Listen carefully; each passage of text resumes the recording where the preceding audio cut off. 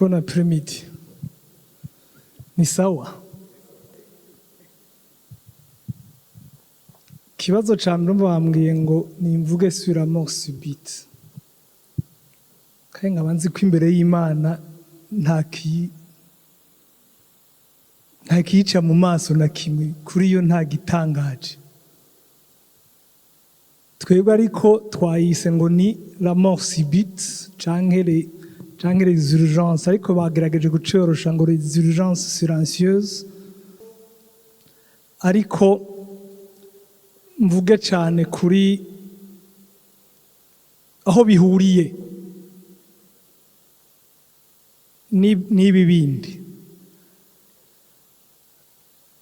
cyane cyane mpere ku byo Atanazi yavuze, ibyo bitwica bitunyarutsa gute, biba byagenze gute, kiba cabaye gute kugira ngo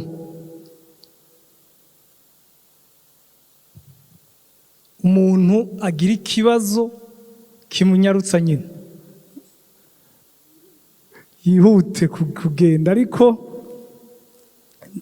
tugumana ko imbere y'Imana nta nuzi ibibazo byavuze, niyo mpamvu ngumana ibibazo. Ikibazo ca mbere ni biki bitumaze muri communauté mugerageje kwiyumvira, cane cane nk'abakozi b'Imana n'abapasitori, ni biki biduhanze?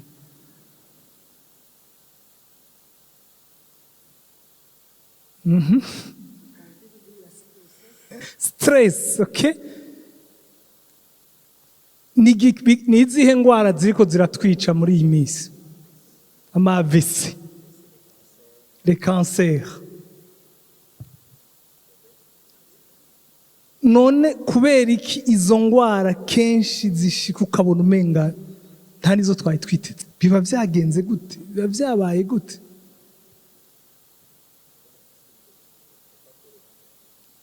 Okay, tugarutse nk'abapasitori, ikibazo kindi gikurikira. Iyo dusomye ngo imibiri yacu ni ingoro za Mpwemu Yera, twumva iki? Iyo tubisomye bitubwira iki? Qu'est-ce que ça nous dit? Bega nka pastori yushikira n'umukristo akubwira ati jewe ndizera cyane, ndumva ngwaye ngire nje gusenga ngira amasengesho, uwo mwishura gute? None umuntu arakubwira ati ndagwaye, wowe umurungika umubwira uti dufukame dusenge.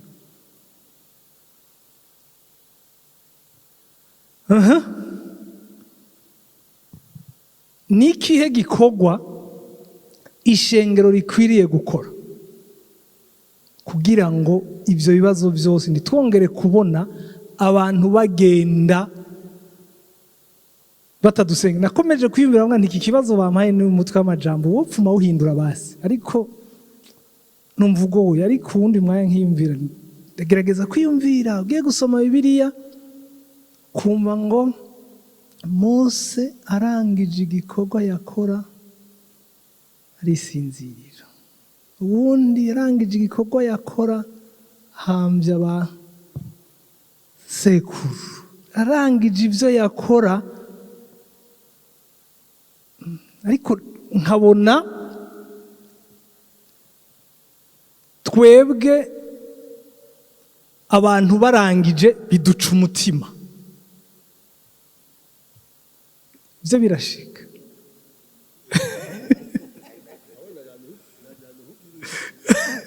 Turacari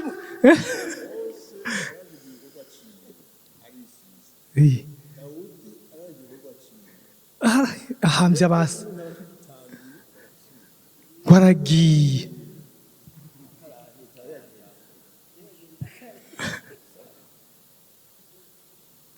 Nibyo bibazo nahereyeko, sibyo? Ibyo byose kibazo rero nagumye nibaza cyane, ngerageje kuvuga cyangwa ingarutse kuri stress n'ibibazo tugira, kubera iki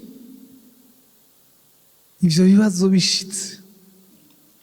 Bigenda gute? Mbega igikorwa c'ishengero nikihe? Bifatana gute? Ariko nyemere imbere yo kugira amakonklusion niki, duce ku mayange bikeye. Igituma kenshi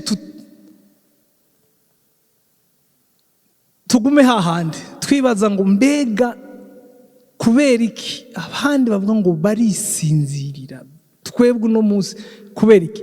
Mbega iki kivuga ngo ubuzima bw'umuntu buri sacré kubera bwavuye ku Mana.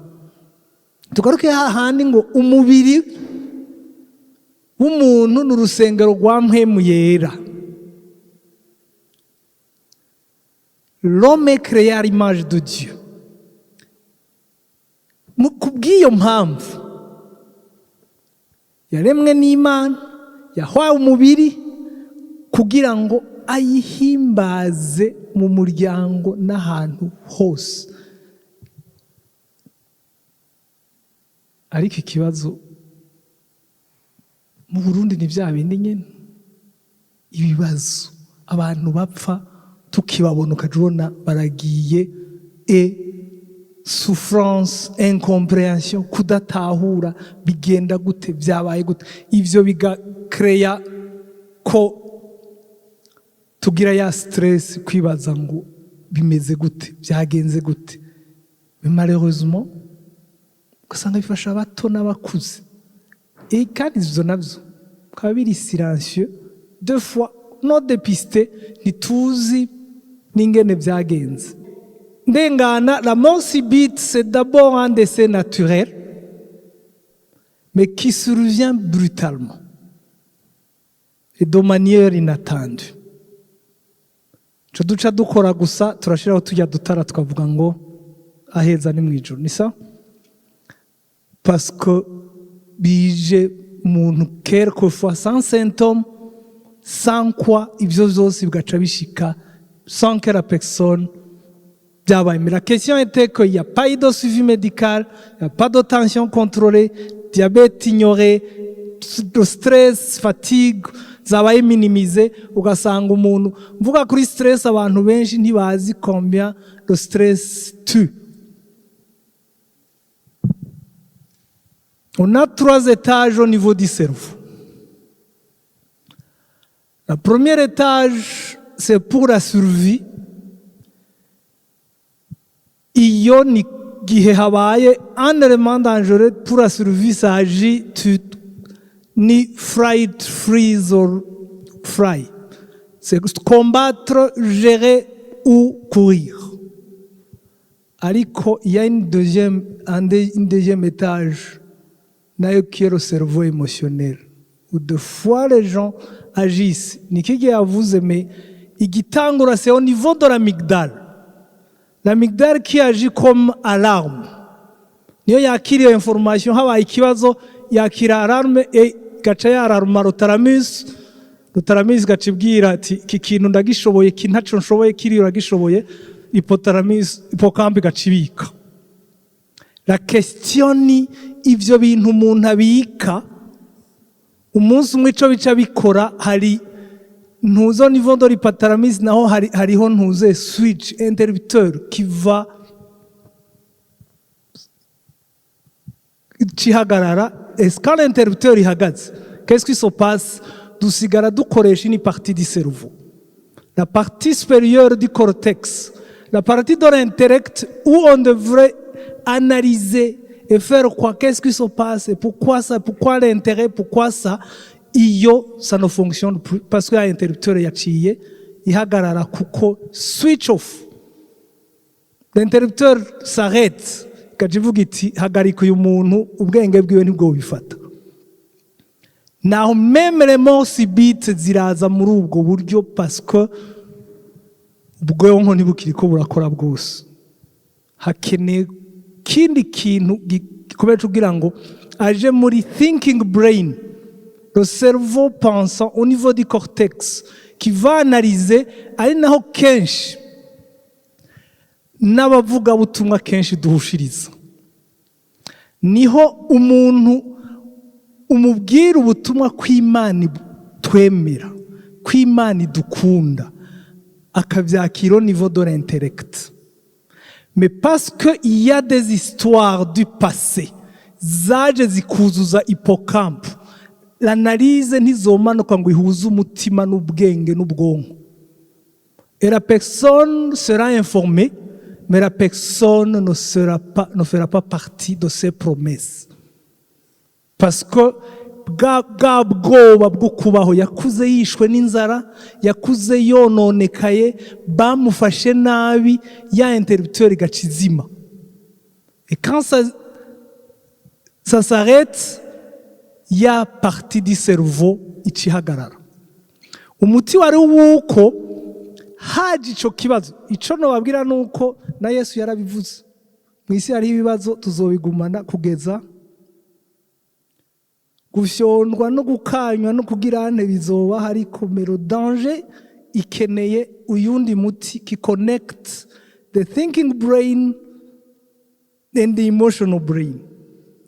Le cerveau pensant yibuka bya bintu. Kibazo rero dusigaye twese onaje muri shortcut.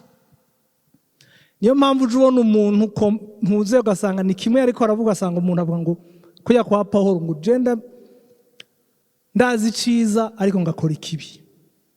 Mu bwenge byashitseho parce qu'il y a pas de connexion entre les trois étages du cerveau. Butumwa tubabwira ntibushika. Bushika mu bwenge ariko ntibushika mu mutima. Ça n'entre pas au niveau des imaginations, ça n'entre pas au niveau des émotions. Les émotions usanga abakirisu bikubise wa munsi bamwe baduze ruguru abandi bagariko. La personne qui connecte l'étage supérieur et l'étage moyen bimufasha iki? Bimufasha ko avuga ati oui, le danger est réel. Sawa? Le danger est réel, mais il y a une autre personne qui est supérieure à ce danger.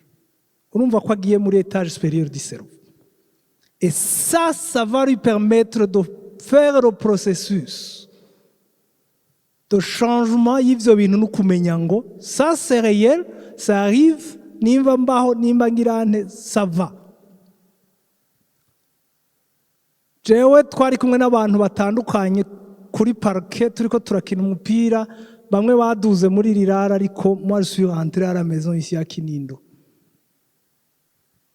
La seule chose c'était de faire ce processus d'interprétation, d'analyse. Biriko bivahe, biriko bironderande, aho bija kugwa ni hehe, ejo muri trouve muri ville biriko biragwayo, mu Kinindo biriko biragwayo, ku Musaga biriko biragwayo, Gihosha biriko biragwayo. Then si Dieu avait prévu ko kimwe kingwa ko kiraja kungwa ko hama ntahiwe. Rero aho nja kuba hose peu importe. Kibazo mvise ndafise abana bari muhira atanu ariko arabahoza. Laisse-moi rentrer.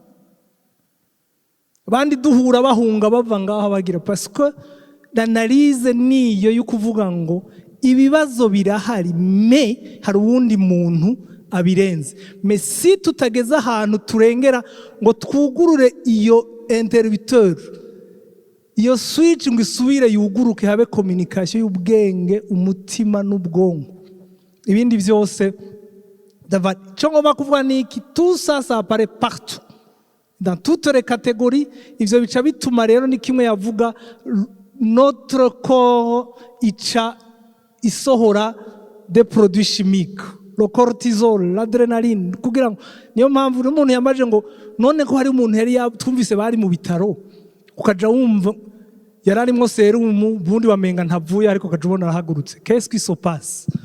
Votre corps sans le danger produit l'adrénaline, l'adrénaline ichiba drogue et la force physique vient et tu cours.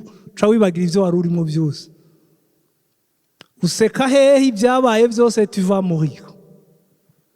Niko biriko biratuba ko mu buzima bwacu bwose biriko biraba, parce que iyo stress n'ivyo bibazo bica bituma haba ya switch. Notre corps ne fonctionne plus, Les gens me demandent pourquoi aujourd'hui il y a plus de cancer plus qu'hier. Si uko hari iyindi ndwara yateye, c'est parce que byatunaniye so processus de lier notre thinking brain, emotional brain, the survival brain. Ico kibazo rero gica gituma izo ndwara zose bienvenue, kuko nyinshi bazita les maladies de désordre métabolique. Le diabète, c'est le désordre métabolique. Le cancer, c'est un problème d'anomalie de production des cellules. Mwumva aho biva nuko umubiri wacu ko warijejwe gufunctiona, wabwirizwa gufunctiona de sorte que danger irahari, yarashizeho uburyo bw'uko wanariza no kumenya ko hari igishoboka, hari iciza, tukaba amahoro. Sivyo? Niyo nayiko ndabwira bene data twayiko turaganira avuga nti okay, mviriza. Ufashe umwembe ukawushonda havamwo jus y'umwembe. Ufashe y'indimu irura havamwo indimu. Umukristo afyonzwe yabwirizwa kuvamwo iki vyamwa vya Mpwemu Yera. Navyo ngiye kwigisha. Reka dukomeze. Ariko ico kitaraba gute, ibidufyonda birahari. Ibidutera ivyo vyose birahari. Ngibi rero ivyo bica bituzanira. Muyandi majambo kumenya ngo ico dukwiye gufata cambere kandi co dutunga kikatuzigama nuko notre corps humain est. Turavye muri Proverbe 27:12 avuga ngo le prudent voit le mal et se cache. Les simples avancent et en subissent les conséquences. Iyo turiko turavuga ibi inyifato umuntu abwirizwa kugira, c'est comme quelqu'un qui ne prend soin du mal, au lieu de se cacher, en subissent les conséquences. L'ignorance peut détruire les familles. La foi et la médecine ne sont pas ennemis. La foi et la médecine ne sont pas des ennemis. Pardonnez, nous, la souffrance, des fois, il est aggravé par le manque d'information, la négligence, l'absence de prévention, la mauvaise habitude. Ni l'anxiété qui nous tue, la peur qui va tout empirer, la solitude, des traumatismes, des conflits, des surcharges émotionnelles. Les surcharges émotionnelles zishazizana kwa kugagwa kuko usanga umuntu naciyumvira asigaye yajisa comme hobo. Kenshi sinzi ko maze kubona umukristo yavutse ubwa kabiri yakijijwe, atangura kwinjira mu caha gato mu nyuma gasanga ariko arakibamwo nka routine, nuko ya parti yo hejuru ya cerveau yahagaze. Rero ndiko navuga hariho ingwara n'ibindi tuvuga digareko ivyo byose bivanga, mais les souffrances, qu'est-ce qui vont affecter? Ngaruka hahandi, notre cœur, notre sommeil, notre tension, notre système nerveux. Donc les organes vitaux zose zikaca ziba foutus. Quand les organes vitaux zibaye foutus, la suite niyi. Tugiye kuraba des maladies cardiovasculaires. 59% des hospitalisations sont des maladies chroniques. Inévitables par l'hygiène alimentaire et les exercices. L'hypertension a 12% des décès au niveau national. Et c'est encore évitable, ou tu peux vivre avec si c'est une hypertension génétique. Ça peut se faire. Le diabète, tout de 44% des motifs de consultation. Le cancer du col, de la prostate, les bronchopneumopathie, misonga, nik, n'avait autour de 10%. Une étude yakozwe muri Prince Region yerekana ko 30% y'abantu des amputations. Le diabète, c'est le troisième La troisième cause d'hospitalisation, mourir au carrette. Ils ont une étude, selon l'OMS, 32% des décès au Burundi. 32%. En 2018, c'était des maladies évitables, des maladies chroniques. 32%. Ça, c'est une étude de l'OMS. Qu'est-ce qui se passe? On est ici pour comprendre, mais la question est, c'est à vous que mon peuple périt par faute de connaissance. Donc, la sensibilisation devrait faire partie de notre vie quotidienne et du témoignage chrétien. Ça devrait faire partie du témoignage chrétien, la sensibilisation à ces maladies. Ça, je n'y reviens pas, ce sont des signes, tout ça, on en a dit, les causes, les facteurs de risque. Je pense que vous pouvez lire pour vous-même. Le type de prévention, ça, je pense qu'on en a dit avec le dépistage régulier, la bonne alimentation, les activités physiques, la gestion du stress. Ibyo biragoye gabasha kugira ngo dukuraho izo 32% z'impfu zigenda tutagize. Naho nagombye kuvuga ngo abo bantu bapfa tutayiwe kuko abandi yopfa nyene yisaze kandi ukabona ko apfuye amakagenda. Naho barangije baragira. Uno munsi ikibazo nyamukuru dufise abantu parce qu'on n'a pas tenu compte y'ivyo moyens de prévention bariko baratugora, banse gupfa, banse gukira. Sinzi gushaka kuba babona parce que habaye ico kibazo conyine ico hopa exercice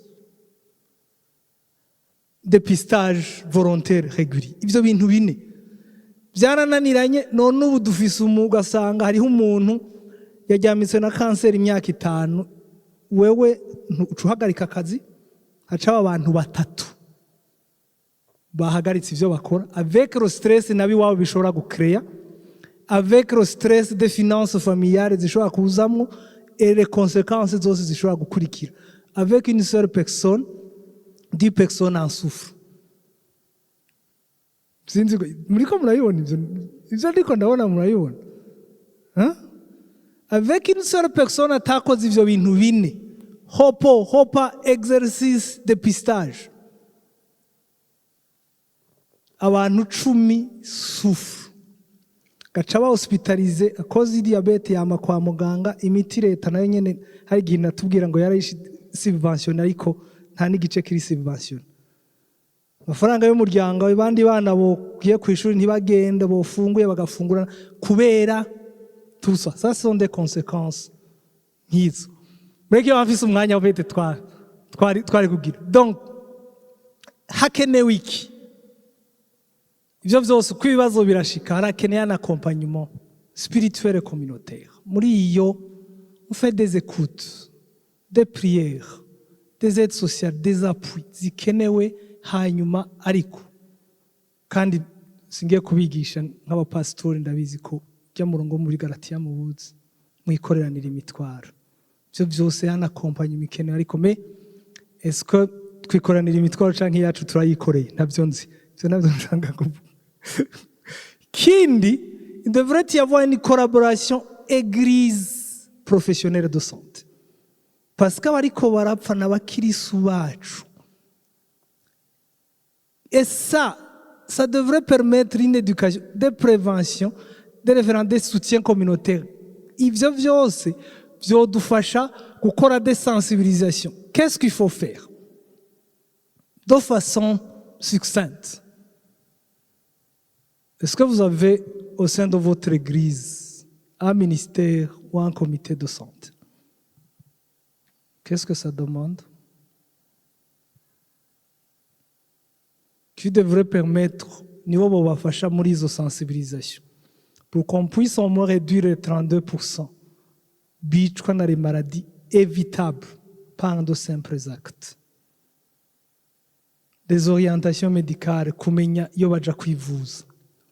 Il y a une semaine, quelqu'un m'appelle, yagiye no kwivuza ku batari bo, afise ngo douleur abdominale niki, bari bamaze kumupangira ko bagiye kumubaga mu nda. Yo m'appelle, je dis est-ce que réellement nivyo? Mais la question était que agiye no kwivuza hariho, parce qu'il y a pas orientation kumenya ngo ngwaye gutya no kwivuza hehe vyogenda gute.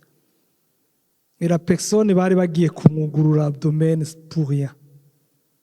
Et j'écoute la personne, je lui pose, pourquoi tu as peur en chirurgien?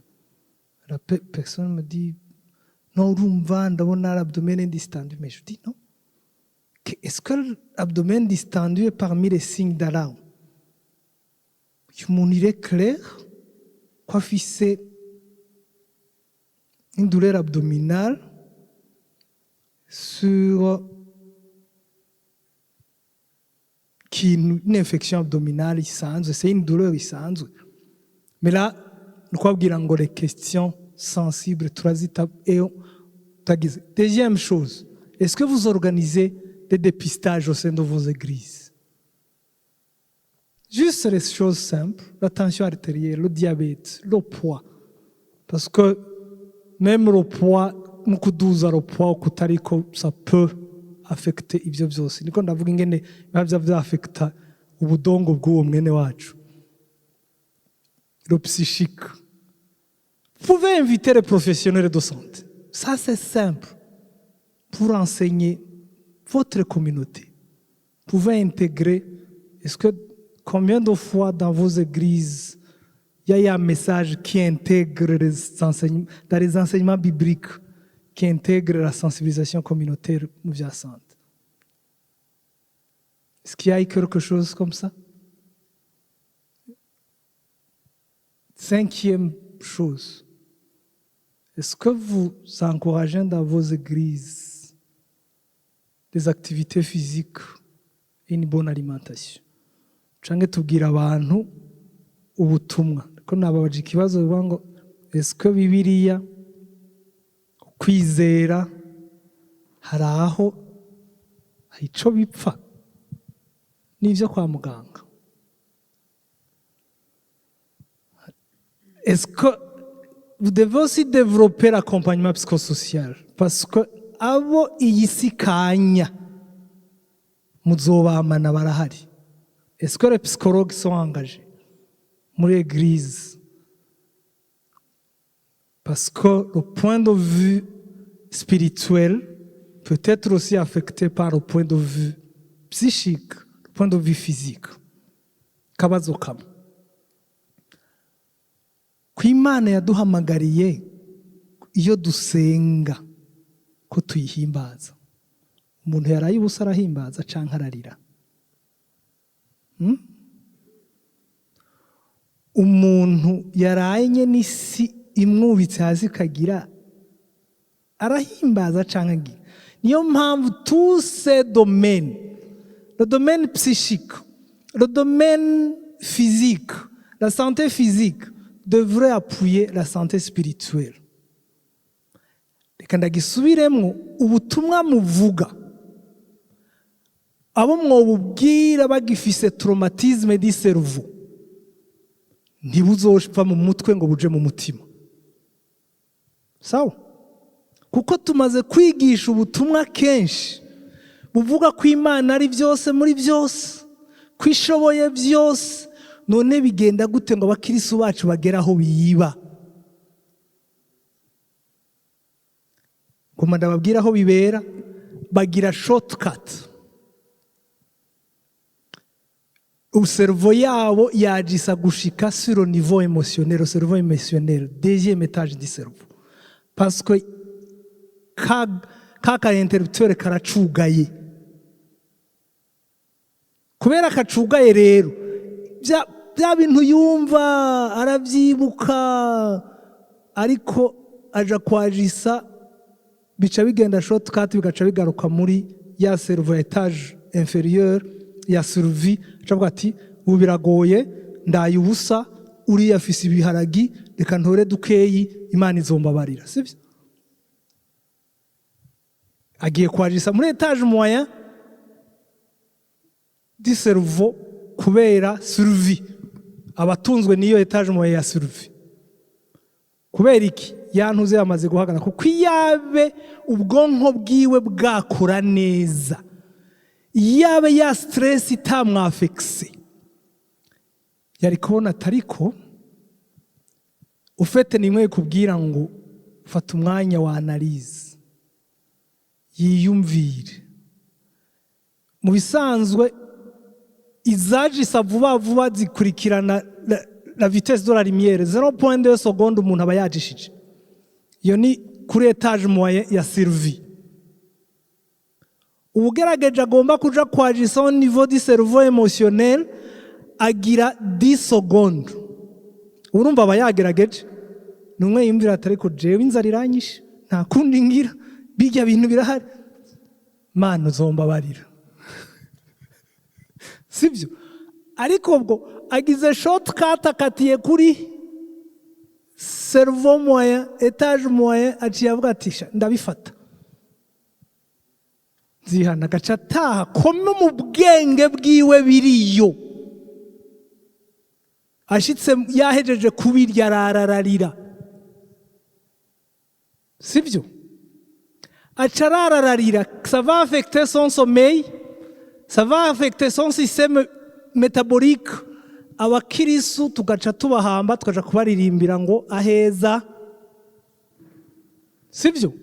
Niyo mpamvu tous ces secteurs devraient accompagner ubutumwa bwacu buvugwa kugira ngo tugire abantu bakize, kuko Bibiliya tubwira ngo imibiri n'imitima yanyu biragizene, birarinzwe mu mwami wacu. Donc ubutumwa bubwiza gufata umubiri n'umutima n'Mpwemu. Ikibazo rero twarasize umubiri, twasize inzu bubamwo, inzu ikibomoka, inzu ibomotse, qu'est-ce qui se passe? Ugiriwe ubuntu azoja mu ijuru ariko azogira iyo mort subite.